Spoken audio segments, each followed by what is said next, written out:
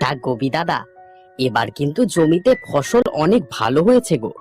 এই ফসল দিয়েই মনে হচ্ছে বছর চলে যাবে। হ্যাঁ রে, এবারে যা ফসল হয়েছে তা বছর পার করে নিয়ে যাবে। বিধাতা চাইলে কি না পারে। এই এই বাবারা, তোরা তোরা আমাকে একটু জল এনে দে না বাবা।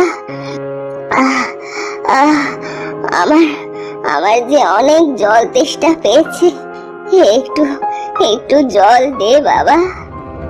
এই এই যা যা যা যা যা রে, সব একেবারে নষ্ট করে দিল। গা থেকে কি বাজে গন্ধ বের হচ্ছে। এই বুড়ি, যা এখান থেকে বলছি, যা। আমাকে আমাকে একটু জল দে, আমি জল খেয়ে এখান থেকে চলে যাব। আমরা তোকে জল দিতে পারবো না, তুই এখান থেকে দূর হয়ে যা।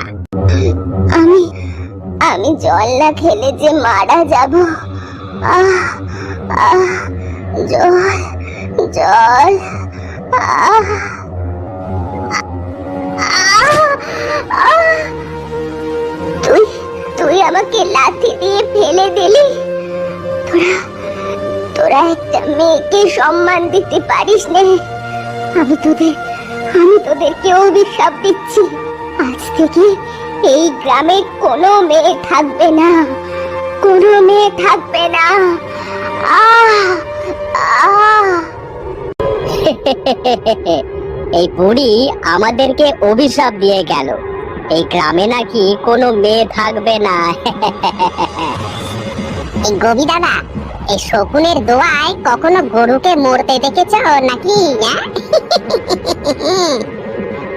দাদা, এই বুড়ির লাশটাকে কি করব?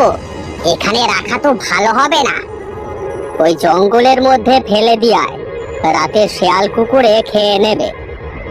ঠিক আছে দাদা।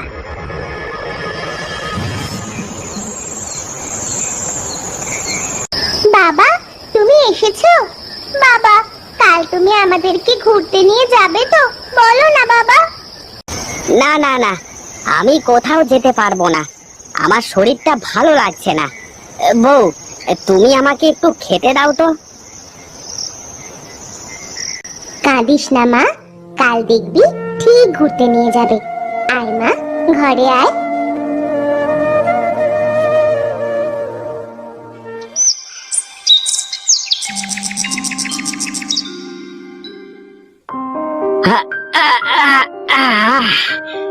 কত বেলা হয়ে গেল।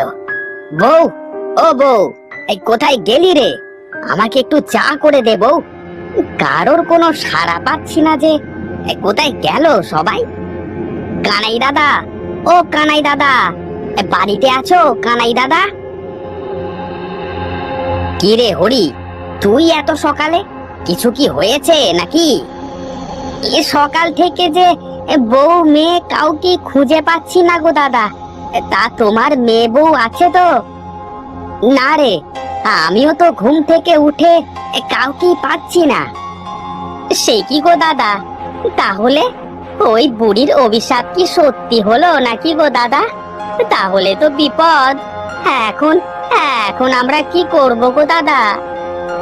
চল চল, সবাই মিলে আমাদের বউ মেয়েদেরকে খুঁজে বের করি। হ্যাঁ হ্যাঁ দাদা, চলো চলো। ও গোবি দাদা, আমরা এবার কি করব গো? আমরা যে আমাদের মেয়ে বউদেরকে খুঁজে পাচ্ছি না। হঠাৎ করে সবাই কোথায় চলে গেল বলো তো? আমি কিচ্ছু জানি না রে। একটা জিনিস সবাই লক্ষ্য করেছে, গ্রাম থেকে শুধু মেয়েরা উধাও হয়েছে, কোনো ছেলে কিন্তু হারায়নি। হ্যাঁ হ্যাঁ, আমি একদম ঠিক কথা বলেছি। গোবি দাদা, কিছু একটা তো বের করতে হবে। মেয়ে বউ ছাড়া কি করে থাকা যায়, সেটা বের করতে হবে। উপায় তো শুধু একটাই আছে, তা হলো নিজেদের কাজ নিজেদের কি করতে হবে। মেয়ে বউদের কাজগুলো এখন আমাদের কি করতে হবে, এছাড়া যে কোনো উপায় নেই আমার কাছে। নয় হ্যাঁ, যাও এবার সবাই বাড়িতে গিয়ে কাজ শুরু করে দাও। এসব কি হয়ে গেল? যাই, আর কথা বাড়িয়ে কি হবে? এই থালা বাসনগুলো পুকুর পাড় থেকে মেজে নিয়ে আসি।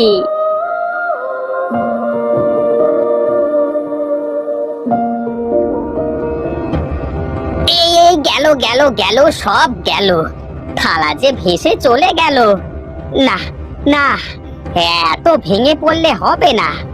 বউ ছাড়াও যে আমরা থাকতে পারি তা সবাইকে দেখিয়ে দিতে হবে। যাই, বাড়িতে যাই।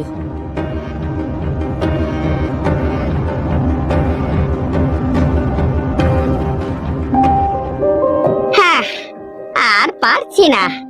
বাবা, এত কাজ কি করা যায়? আহ, জল জল। গবি দাদা, আমরা যে আর এইভাবে চলতে পারছি না। বউ ছাড়া যে থাকা সম্ভব নয়। তোমাদের তিনজনের ভুলের কারণে আজ আমাদের সবার এই অবস্থা। তাই যা করবার এবার তোমাদেরকেই করতে হবে। কি বলো তোমরা সবাই? হ্যাঁ হ্যাঁ, একদম ঠিক কথা বলেছে। তোমরা সবাই চুপ করো, আমি দেখছি কি করা যায়। তুমি অনেক করেছো, আমরা আর তোমার জন্য বসে থাকবো না। এবার আমরা এর ব্যবস্থা করব। এই গ্রামকে কিভাবে অভিশাপ মুক্ত করা যায় তার ব্যবস্থা আমরা করব। এই তোরা শোন, আমি একজন সাধু বাবাকে চিনি। চল, আমরা বরং ওনার কাছেই যাই।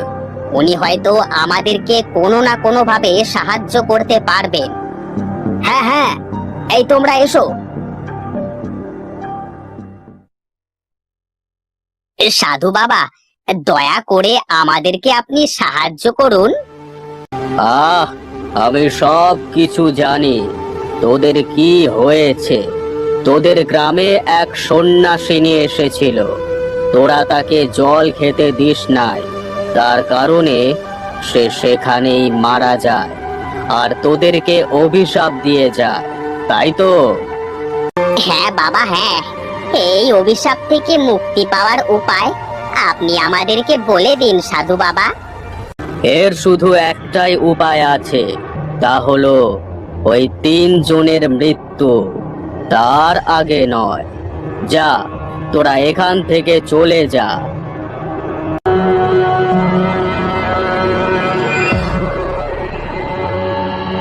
এখানে?